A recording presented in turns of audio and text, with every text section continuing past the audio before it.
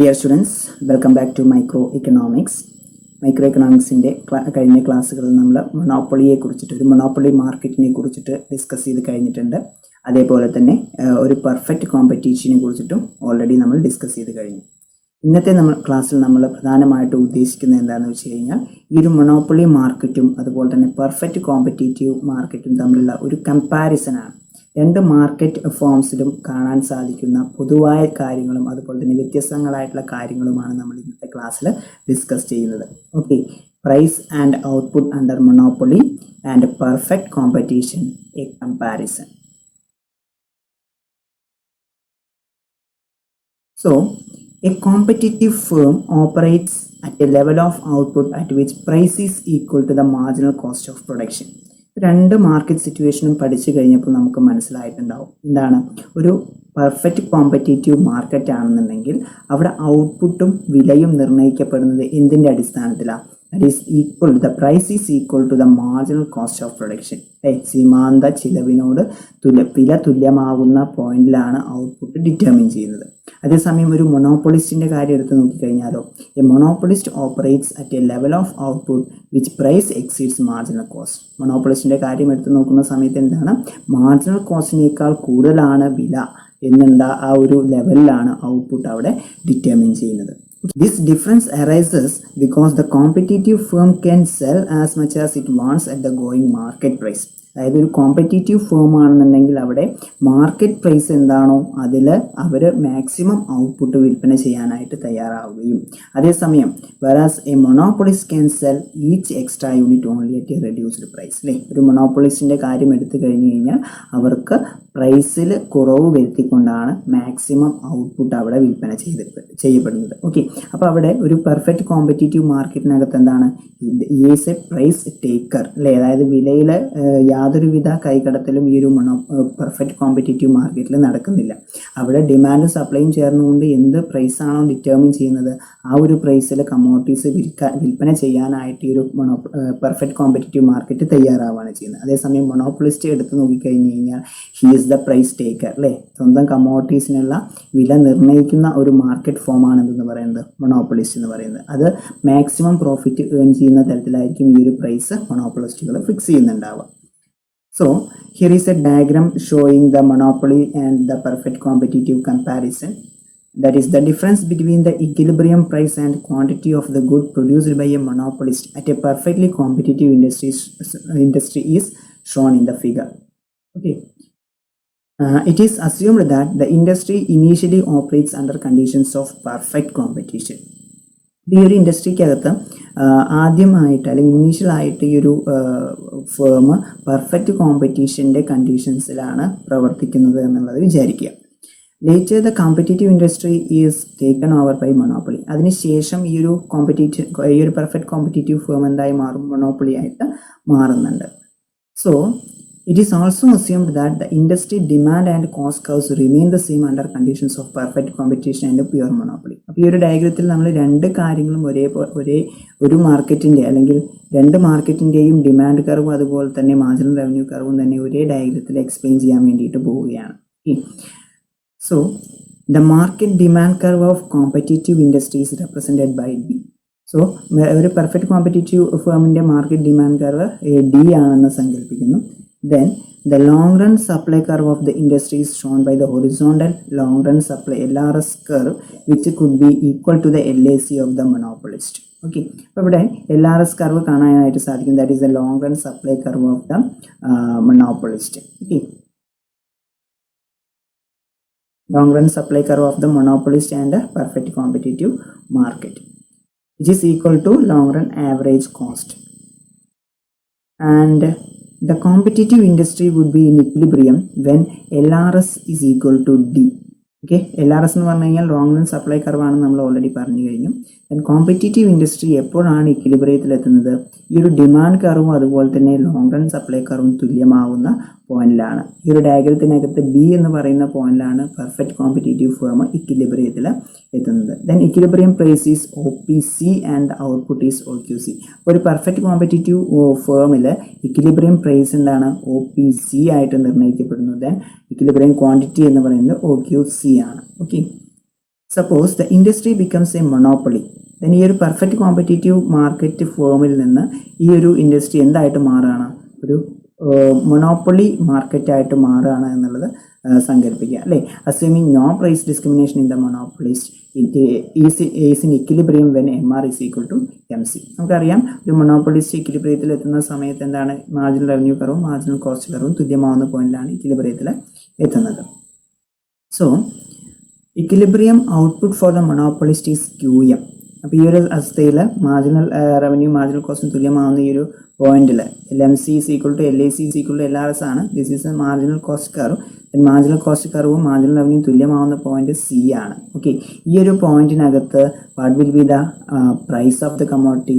So equilibrium out for the monopolist is QM ആണ് മൊണോപ്പൊളിസ്റ്റിലെ equilibrium output എന്ന് പറയുന്നത്.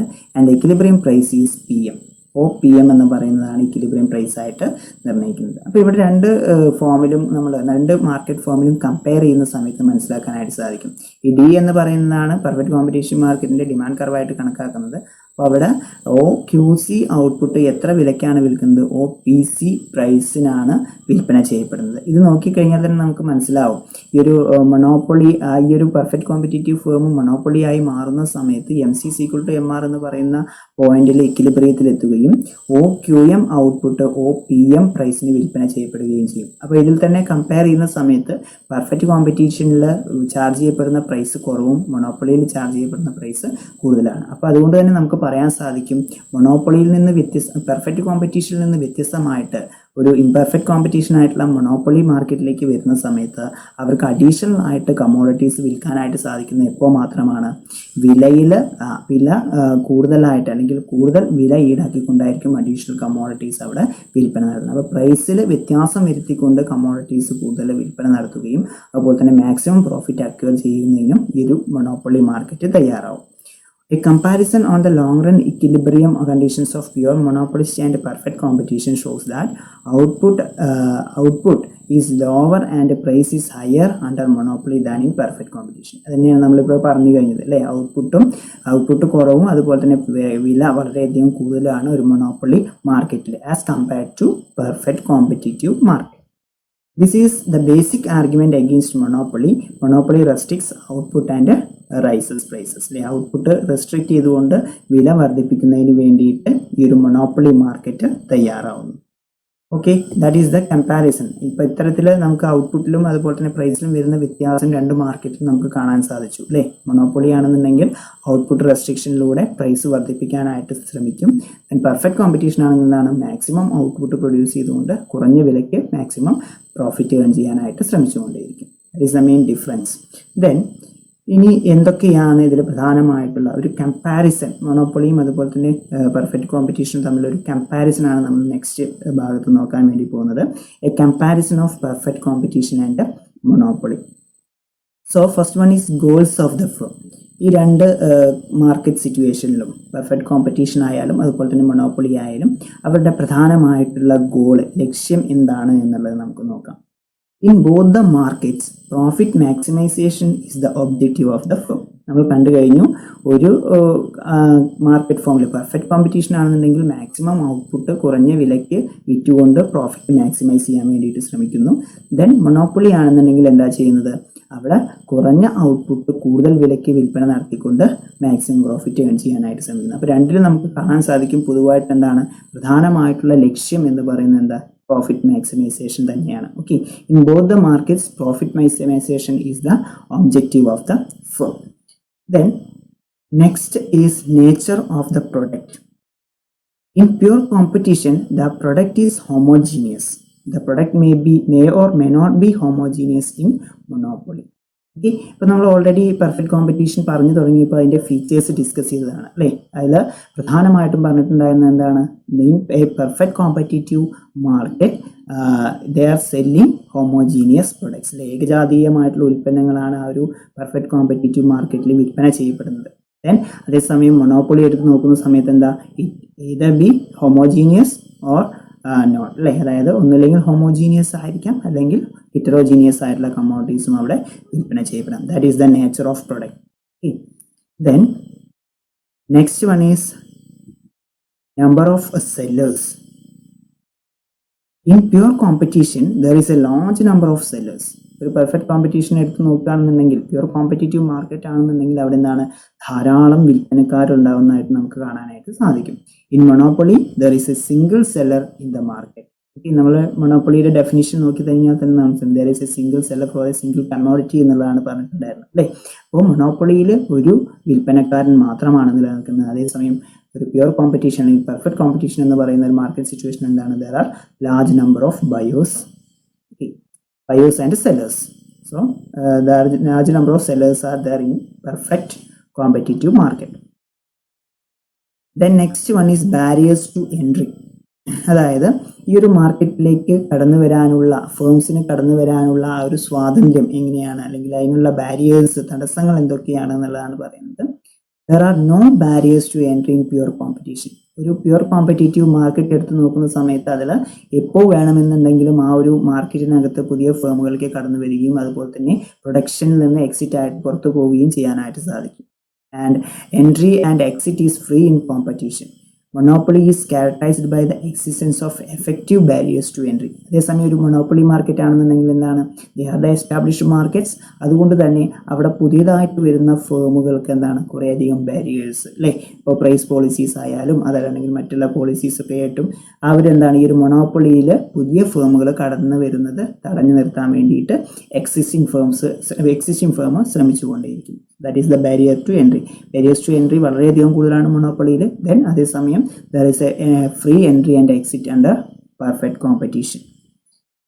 Then next is cost conditions. In both the markets, the cost conditions give rise to U-shaped cost curves both in the short run and in the long run. Okay, cost conditions രണ്ട് മാർക്കറ്റിലും same തന്നെയാണ്, U shaped കർവുകൾ തന്നെയാണ് അല്ലേ. Production initial സ്റ്റേജിൽ കുറയുകയും then after that the cost will be rises അല്ലേ. അപ്പോൾ U shaped കർവുകൾ തന്നെയാണ് രണ്ട് മാർക്കറ്റ് സിറ്റുവേഷനിലും നിലനിൽക്കുന്നത്. Then next is degree of knowledge, that is the knowledge about the market conditions. Both markets are characterized by perfect knowledge about the market conditions.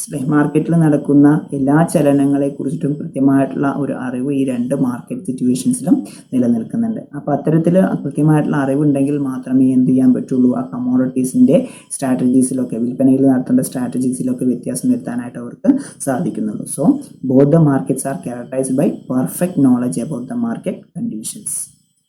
The next one is the shape of demand curve, as already discussed in the previous classes. Okay, shape of the demand curve.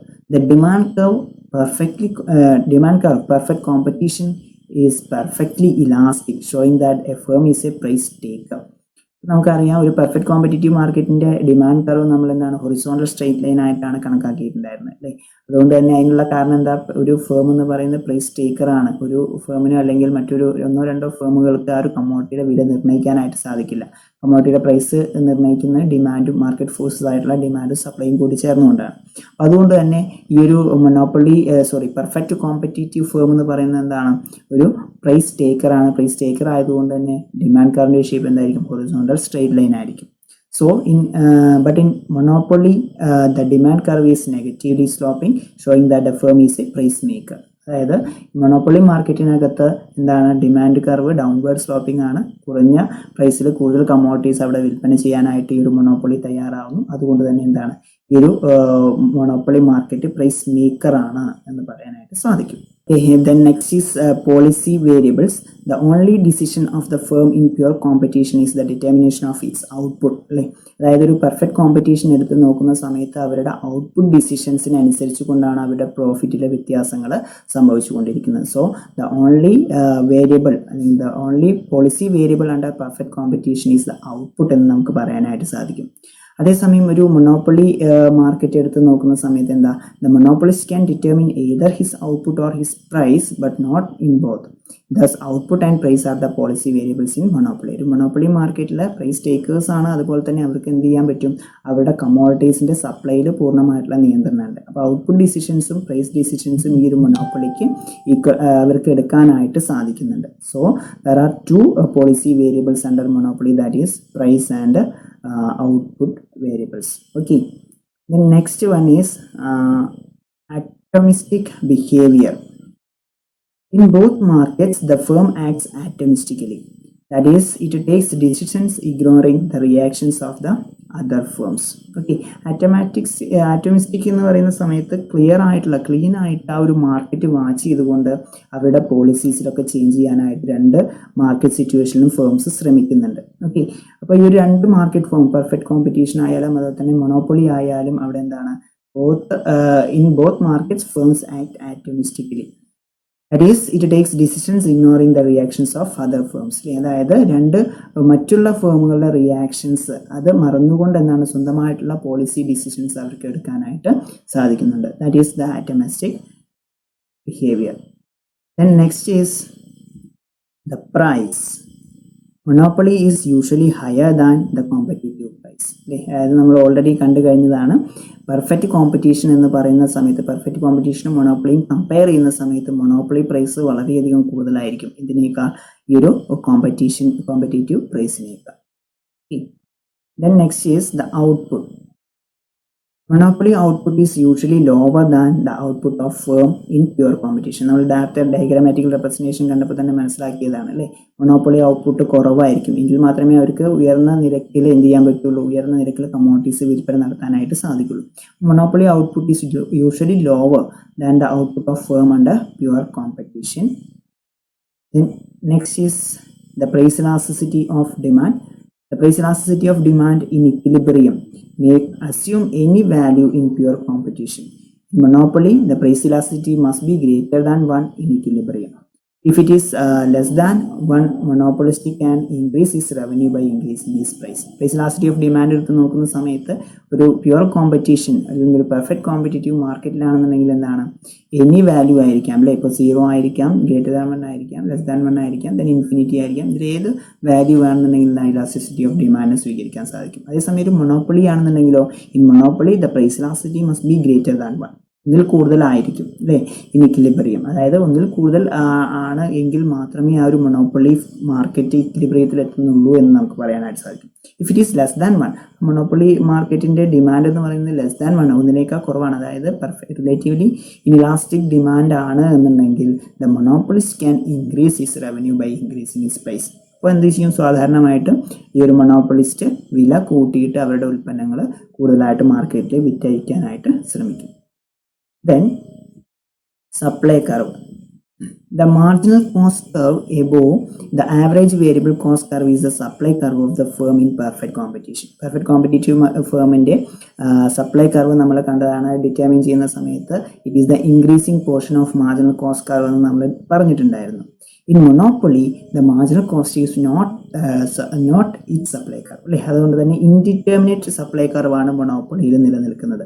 അപ്പോൾ അതുകൊണ്ട് തന്നെ എന്താ, ഈ ഒരു marginal കോസ്റ്റിന്റെ increasing portion ആണ് supply curve എന്ന് നമുക്ക് മൊണോപ്പൊളിയിൽ പറയാനായിട്ട് സാധിക്കില്ല. Okay, then next is profit. Abnormal profits. In pure competition, there are no abnormal profit in the long run. Pure competition എടുത്ത് നോക്കുന്ന സമയത്ത് അവിടെ അബ്നോർമൽ പ്രോഫിറ്റ്സ് അല്ല ലോങ് റണ്ണിൽ. എല്ലാ ഫേമുകളും നോർമൽ പ്രോഫിറ്റ്സ് ഏൺ ചെയ്യുന്നു എന്നുള്ളതാണ് നമ്മൾ പറഞ്ഞിട്ടുണ്ടായിരുന്നത് അല്ലേ. ലോങ് റണ്ണിൽ all the firms under perfect competition are earning normal profits. In monopoly abnormal profits are usually earned both in the short run and long run. Okay, ഒരു monopoly market ആണെന്നുണ്ടെങ്കിൽ അവിടെ എന്താണ്, രണ്ടും അല്ലേ പ്രോഫിറ്റ്, അബ്നോർമൽ പ്രോഫിറ്റ് ആയിരിക്കും. Short run ആയാലും അതുപോലെ തന്നെ ലോങ് റൺ ആയാലും അവിടെ എന്തായിരിക്കും, അബ്നോർമൽ പ്രോഫിറ്റ്സ് ആയിരിക്കും ഏൺ ചെയ്യുന്നുണ്ടാവുക.